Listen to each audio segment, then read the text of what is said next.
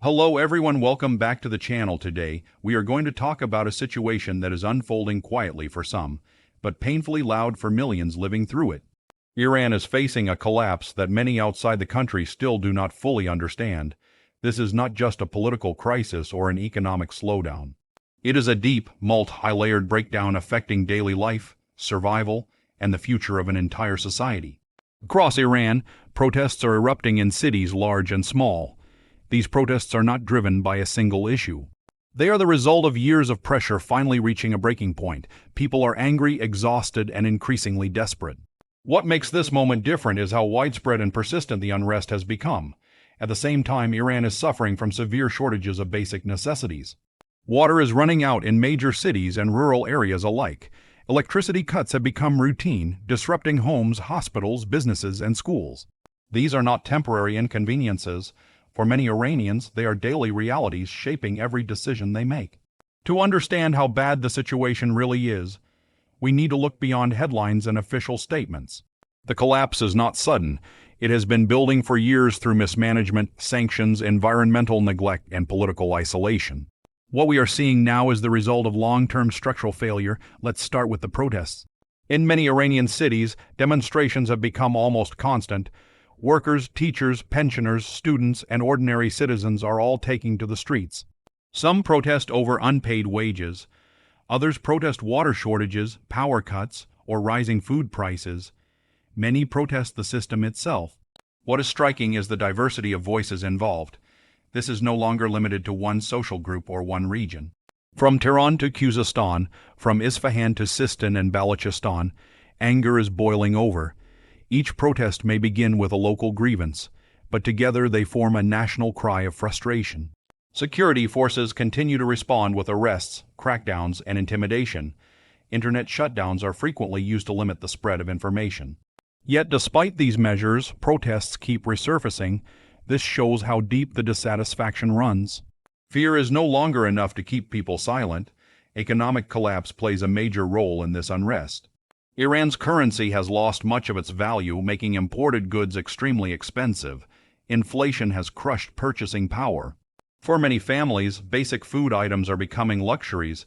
Meat, rice, cooking oil, and even bread strain household budgets. Unemployment remains high, especially among young people. Even those with university degrees struggle to find stable work. Many jobs that do exist offer wages that cannot keep up with inflation. This creates a sense of hopelessness, particularly for a generation that feels it has no future. Small businesses are closing across the country. Shop owners face high costs, low demand, and constant uncertainty. Sanctions have restricted trade, but internal policies and corruption have also played a major role. Many Iranians believe that mismanagement and elite privilege are worsening their suffering. Now let's talk about water, one of the most critical issues facing Iran today. The country is experiencing one of its worst water crises in modern history. Rivers are drying up, reservoirs are shrinking. Groundwater has been overused to the point of collapse in some regions. Cities like Isfahan, once known for their rivers and agriculture, now face dry riverbeds and sinking land. Farmers have lost livelihoods as irrigation systems fail. Rural communities are being forced to migrate to cities in search of water and work, increasing urban pressure. Climate change has intensified droughts, but human decisions have made the situation far worse. Large dam projects, poor water management, and over-extraction have pushed ecosystems beyond recovery. Experts have warned for years, but meaningful reforms were delayed or ignored. In some areas, people wait hours to receive water from tankers. In others, tap water is unsafe or unreliable. Protests over water shortages have become common, sometimes turning violent as frustration spills over. Water, once taken for granted, has become a symbol of state failure. Electricity shortages add another layer to the crisis. Power cuts affect homes daily, especially during hot summers and cold winters. Without electricity, air conditioning stops, heating systems fail, and food spoils. For the elderly, children, and the sick, this can be life-threatening. Hospitals struggle to operate under unstable power conditions. Backup generators are not always sufficient or available.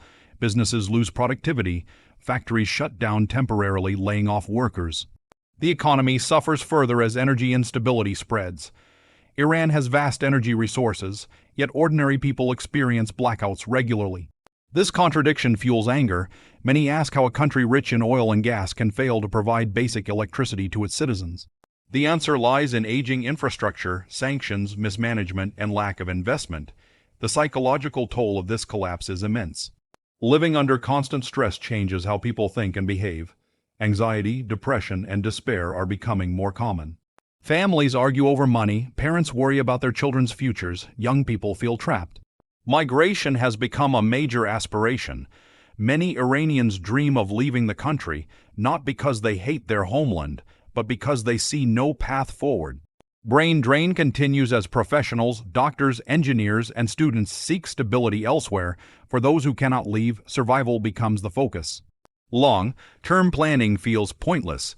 When you don't know if you will have water tomorrow or electricity tonight, hope becomes fragile. This emotional collapse mirrors the physical and economic breakdown. Politically, trust in institutions has eroded. Many Iranians no longer believe official promises. Reforms are announced but rarely felt. Blame is often shifted to external enemies, but citizens increasingly point to internal accountability. Sanctions have undeniably harmed Iran's economy, limiting access to global markets and financial systems. However, many citizens argue that sanctions alone do not explain the scale of mismanagement. Corruption scandals and elite lifestyles contrast sharply with public suffering. Environmental damage is another silent contributor. Air pollution in cities like Tehran and Alvaz worsens health problems. Industrial waste contaminates water sources. Deforestation and desertification accelerate climate impacts. These issues rarely receive the attention they deserve. Women have been particularly affected by the crisis. Economic hardship increases vulnerability. Restrictions on rights and opportunities limit their ability to cope independently. At the same time, women have played a visible role in protests, demanding dignity and change. Ethnic and marginalized regions suffer disproportionately. Provinces with fewer resources and less political influence often face the worst shortages. This deepens feelings of neglect and fuels resentment toward central authorities. The education system is also under strain. Schools face closures due to power cuts, lack of resources, or unrest. Universities struggle with funding and international isolation. Students question the value of education when job prospects are so bleak. Healthcare costs continue to rise, medicines become scarce or unaffordable, sanctions affect imports, but internal distribution problems worsen shortages. Chronic patients face uncertainty about treatment continuity. Media restrictions limit transparent discussion of these problems inside the country. State media often downplays crises or frames them as temporary challenges. Social media becomes a crucial space for sharing reality despite censorship and risks. Internationally, the situation is often reduced to nuclear talks or regional politics. While these issues matter, they overshadow the human crisis unfolding inside Iran. Millions are dealing with basic survival concerns that rarely make global headlines. The risk of further instability is high. When basic services fail and trust collapses, societies become unpredictable, protests could intensify. Crackdowns could become harsher, economic decline could accelerate. Some hope remains in local resilience. Communities support each other, volunteers distribute water or food, families pool resources. This solidarity helps people endure, but it cannot replace systemic solutions. Real change would require deep reforms in governance, economic policy, environmental management, and international relations. These are complex and politically sensitive issues. Without them, temporary fixes will not stop the collapse. What we are witnessing in Iran is not just a crisis of today, it is a warning about the consequences of ignoring structural problems for too long. When water, electricity, and trust disappear, societies reach dangerous tipping points. For viewers watching from outside Iran, it is important to see beyond stereotypes and politics. Ordinary Iranians are not statistics. They are families trying to survive, students trying to dream, and workers trying to live with dignity. As this situation continues to unfold, one thing is clear: Iran's collapse is far worse than many realize, and its impact reaches far beyond borders. Understanding this reality is the first step toward meaningful awareness and responsible discussion. Thank you for watching, and stay tuned for more in-depth analysis on global issues that truly matter.